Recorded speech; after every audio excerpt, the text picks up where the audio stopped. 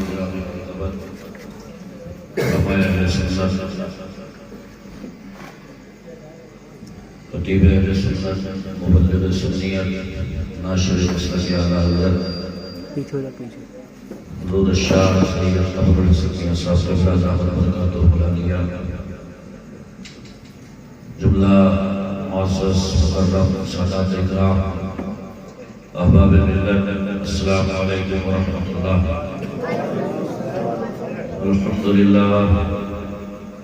الحمدللہ وکفا وسلام علی عباده الذین اصطفى اما بعد فاعوذ باللہ من الشیطان الرجیم بسم اللہ الرحمن الرحیم كل نفس ذائقة الموت آمنت بالله صدق الله مولانا العظيم وبلغنا رسوله النبي الأمين الكريم ونحن على ذلك لمن الشاهدين والشاكرين والحمد لله رب العالمين شريف اللهم صل على سيدنا وشفيعنا مولانا محمد وبارك وسلم صلاة وسلام عليك يا رسول الله صلى الله عليه وآله وسلم. ایصال ثواب کے مجلس میں ہم اور آپ شرکت کی سعادت حاصل کر رہے ہیں.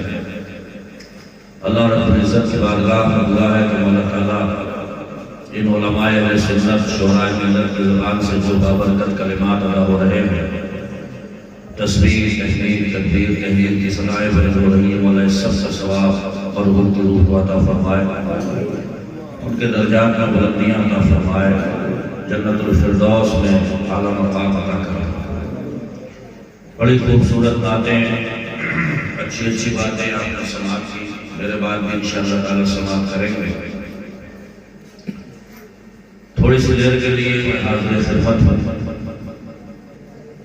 موقع محل کی مناسبت سے چند آیات قرآن حکیم احادیث نبویہ کی روشنی میں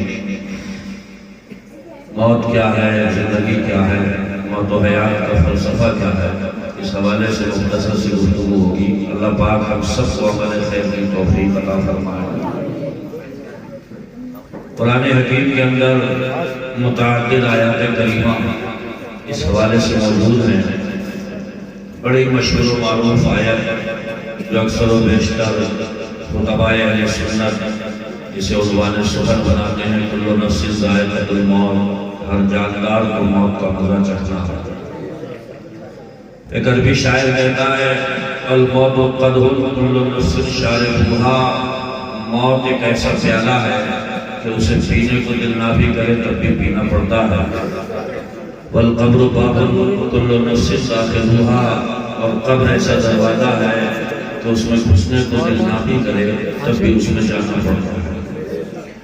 قرآن حکیم میں ایک جگہ ارشاد فرمایا گیا فَإِنَّ الْمَوْتَ الَّذِي تَفِرُّونَ مِنْهُ فَإِنَّهُ مُلَاقِيكُمْ، اے محبوب آپ فرما دو کہ وہ موت جس سے ہی بھاگ رہے ہیں وہ ان سے مل کے رہے گی.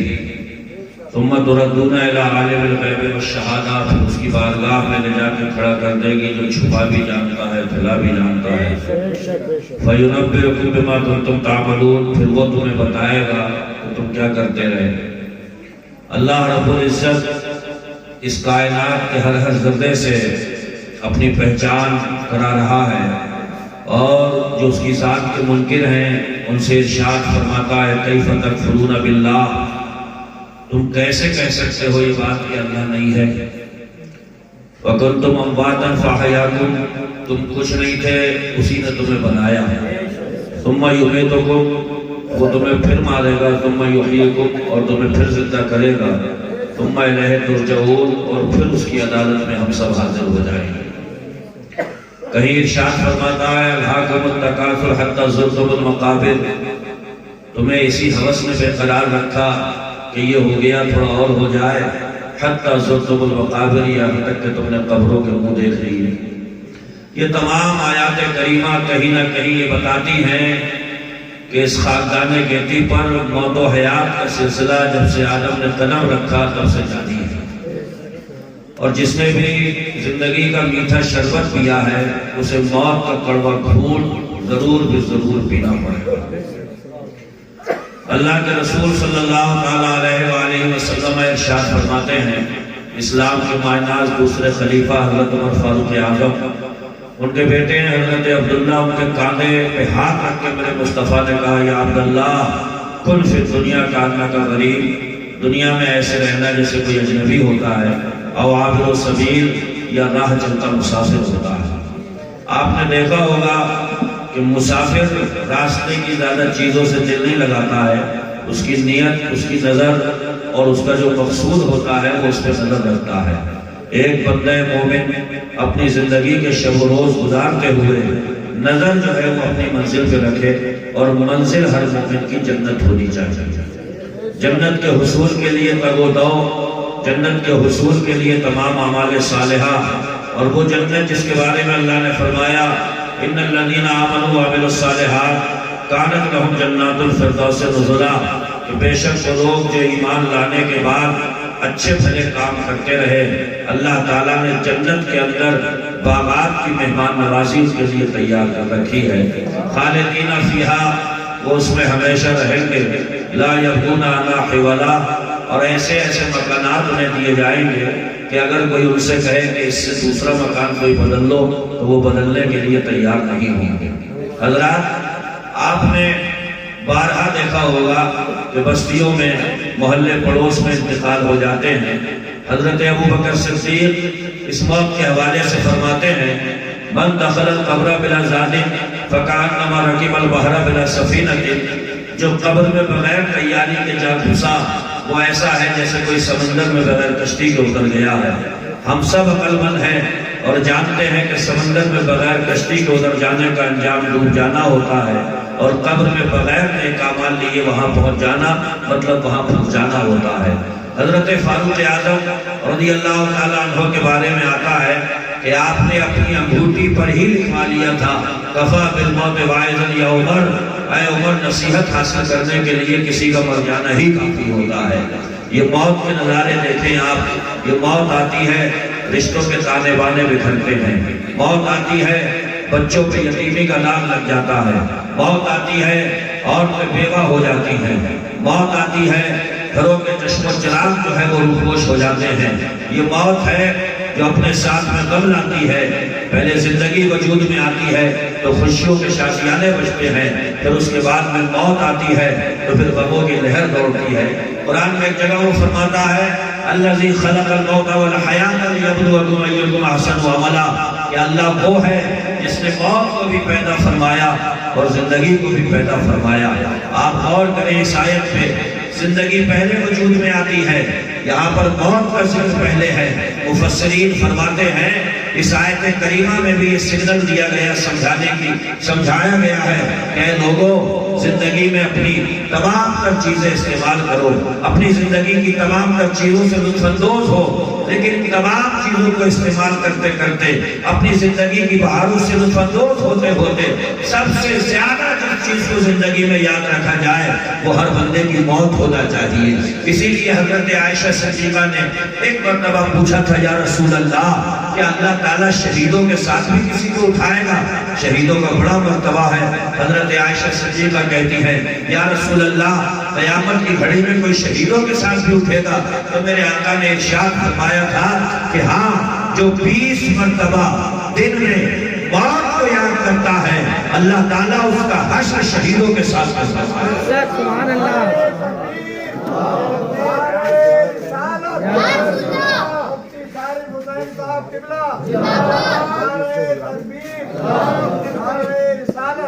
موت کو یاد کرنے کا مطلب کیا ہوا؟ انگلیوں پہ گننا نہیں ہے کہ یہاں سننے کے بعد جاؤ اور کہو گے بھئی 20 مرتبہ تو کہا تھا موت موت موت، کتنے ہو گئے 15، 5 مرتبہ اور کہنا ہے موت موت، نہیں، ایسے نہیں کرنا ہے۔ جب ایک مرتبہ موت کا تصور ذہن کے پردے پر ابھرے تو پھر یہ بات ذہن میں بیٹھ جانا چاہیے کہ یہ کیسا کرنا ہے خدا کا، کیسا کرنا ہے یہ خدا سے کہ فجر ظہر عصر مغرب عشاء غائب، اور کسی نے پوچھ لیا بھئی اللہ سے ڈرتے ہو؟ تو جواب آ رہا ہے جی اللہ سے بہت ڈرتے ہیں ہم۔ اگر اللہ سے ڈرتے ہوتے تو پھر نمازیں کیوں چھوٹ جاتی؟ اگر اللہ سے ڈرتے ہوتے تو رمضان کے روزے کیوں چھوٹ جاتے؟ اگر اللہ سے ڈرتے تو پھر کسی سے ڈرتے ہی نہیں۔ میں اکثر اس مقام پہ جملہ کہتا ہوں، آج کی دنیا کے دادا لوگ اور آج کی دنیا کے وہ دبنگ قسم کے لوگ جو کہتے ہیں کہ صاحب ہم بہت بڑے باس ہیں، میں کہتا ہوں یہ سب سے زیادہ ڈرپوک ہوتے ہیں۔ اگر رات کی تنہائی میں درخت کا پتا کھڑک جائے تو ان کا دل اتنے زوروں سے دھڑکنے لگتا ہے کہ مت پوچھیے۔ اور میں کہتا ہوں کہ خدا سے ڈرنے والا پھر کسی سے ڈرتا ہی نہیں ہے۔ مثالیں موجود ہیں، حضرت سفینہ ہیں، قافلے سے بھٹکے، سامنے شیر آ گیا۔ تقریروں میں کہنا بڑا آسان ہے کہ سامنے شیر آ گیا، مگر تصور کھیجئے کہ ہم اگر کہیں جنگل میں ہوں اور سامنے سے شیر آ جائے، ذرا سوچئے کہ حالت کتنی پتلی ہو جائے گی۔ مگر حضرت سفینہ ہے، ادھر سامنے شیر ہے، اور آپ کہہ رہے ہیں کہ ہاتھ ڈالنے کی بھی کوشش مت کرنا، تو بھی رسول اللہ کا غلام ہے، میں بھی رسول اللہ کا غلام ہوں۔ خدا کی قسم شیر آپ کے ساتھ میں ایسا چل رہا تھا جیسے آپ کا باڈی گارڈ ہو، جیسے آپ کا محافظ ہو۔ یعنی شیر یہ بتا رہا تھا جو مدینے والے کے غلام ہوتے ہیں وہی ساری دنیا کے امام ہوتے ہیں۔ تکبیر، نعرہ رسالت، نعرہ غوثیت، مسلک اعلیٰ حضرت۔ مولا کائنات مولا علی کا سنیے، مدینہ شریف کی گلیوں میں یوں ہی ٹہلا کرتے تھے۔ ایک صاحب کہنے لگے کہ حضرت آپ کے جان کی بڑی قیمت ہے اسلام میں، آپ آتے خیبر ہیں، خیبر شکن ہے، ساتھ میں کوئی محافظ رکھ لیں، حفاظتی دستہ رکھ لیں۔ مولا کائنات مولا علی کا جواب سنو، آپ فرماتے ہیں کہ جب تک زندگی سلامت ہے کوئی موت کے گھاٹ نہیں اتار سکتا ہے، اور جس دن موت آ جائے گی اس کے بعد کوئی باڈی گارڈ بچا نہیں سکتا ہے، وہ حاکم نہیں بچا سکتا ہے۔ ہمارے انڈیا کا یہ اتہاس ہے، اگر اللہ مروانے پہ آ جائے تو جس باڈی گارڈ کو جان کی حفاظت کے لیے رکھا جاتا ہے وہی باڈی گارڈ کا تمام کر دیتا ہے۔ اپنے انڈیا کا اتہاس پڑھیے، ایک ایسی لیڈی گزری ہے کہ جس کی کے محافظ نے اس کا کام تمام کیا تھا۔ اس لیے میرے بھائی، اللہ نے اپنا تعارف اس حوالے سے بھی کرایا کہ موت کو بھی میں نے پیدا کیا ہے، زندگی کو بھی میں نے پیدا کیا ہے۔ کہ اے لوگوں، اے میرے بندو، موت کے ڈر سے کبھی جھوٹ مت بولنا، حق کے خلاف کھڑے مت ہونا، باطل کا ساتھ مت دینا، اس لیے کہ موت بھی اسی وقت آئے گی جب میں چاہوں گا۔ اور زندگی کے لالچ میں کبھی باطل سے سمجھوتا مت کرنا، زندگی بھی تبھی تک سلامت رہے گی جب تک تمہارا پروردگار۔ یہ فلسفہ موت و حیات بارہا خطبہ علماء کی زبانی ہم اور آپ سنتے ہیں۔ میرے بھائی آئیے پیغام لے کر کے جائیے یہاں سے۔ مشکات شریف کی ایک حدیث پر وقت یاد آئی، اللہ کے رسول ارشاد فرماتے ہیں اذا ادخل المیت القبر مثلت له الشمس عند غروبها فیجلس یمسح عینیہ ویقول دعونی اصلی۔ مشکات شریف کی حدیث ہے، مردہ قبر میں لیٹا ہوا ہے، فرشتے آتے ہیں، اٹھاتے ہیں۔ حدیث شریف کے الفاظ ہیں فیجلس یمسح عینیہ، مردہ اٹھتا ہے، اپنی آنکھوں کو ملتا ہے، مثلت له الشمس عند غروبها، اس کو ایسا لگتا ہے جیسے سورج ڈوب رہا ہے۔ اللہ اکبر۔ وہ مردہ فرشتوں سے کہتا ہے تم جس غرض سے آئے ہو، جس کام سے آئے ہو، سب بعد میں کرنا، ابھی سورج ڈوب رہا ہے، مجھے عصر کی نماز پڑھنے دو۔ اللہ اکبر۔ مفتی احمد یاد نعیمی فرماتے ہیں مردے کا قبر میں یہ جملہ کہنا اللہ کی رحمت سے امید ہے کہ پھر اس سے قبر کا کوئی سوال ہی نہیں ہے، کیونکہ اسی ایک جملے میں تینوں سوالوں کے جواب چھپے ہوئے ہیں۔ کیسے کر کے؟ قبر کا پہلا سوال ہے من ربوں کا، اور جب مردہ فرشتوں سے کہہ رہا ہے چھوڑو جس کام کے لیے آئے ہو بعد میں کرنا، سورج ڈوب رہا ہے، پہلے مجھے نماز پڑھنے دو۔